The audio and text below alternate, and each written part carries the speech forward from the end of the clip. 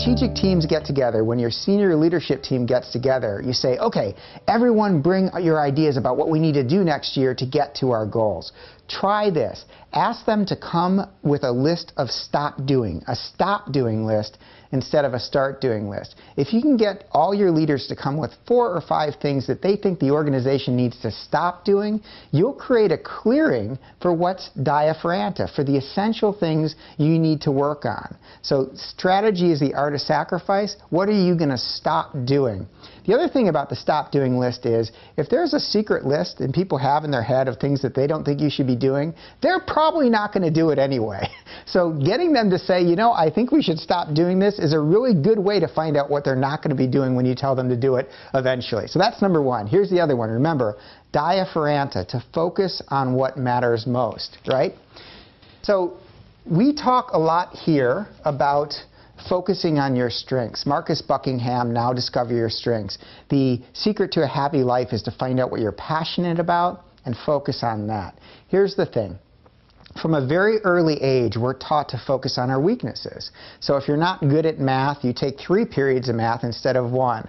And so we're trained to look for weaknesses and try to fix them. In innovation land, which is where I play, we think we're clever enough to figure out the challenges of the challenges that no one else has been able to figure out. And I see entrepreneurs all the time thinking they can out-clever a challenge. So they look for problems and they look for different ways to solve them. Well, that's great. But here's the thing. If this dot represents the 10% of the challenges that you haven't been able to figure out since you started your company, and yet you keep pouring more resources and more time into it. For example, I've been trying to figure out a sales thing now for 2 decades.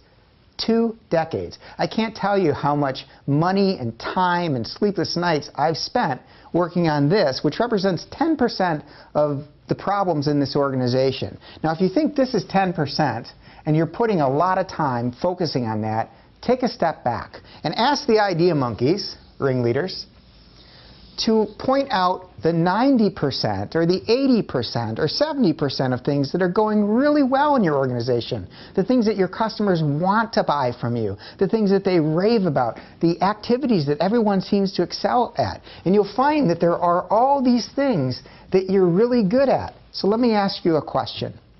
If you stopped focusing on that 10% that you haven't been able to figure out, and you got the idea monkeys and the ringleaders to focus on this 10%, this 20%, this 30% that are going really well and try to make them even better, don't you think that that would push out the need to work on that 10% that you've been trying to figure out all these years? So there's a great technique to get ringleaders and idea monkeys to live together in perfect harmony. Because remember, it's that balance that makes innovation happen.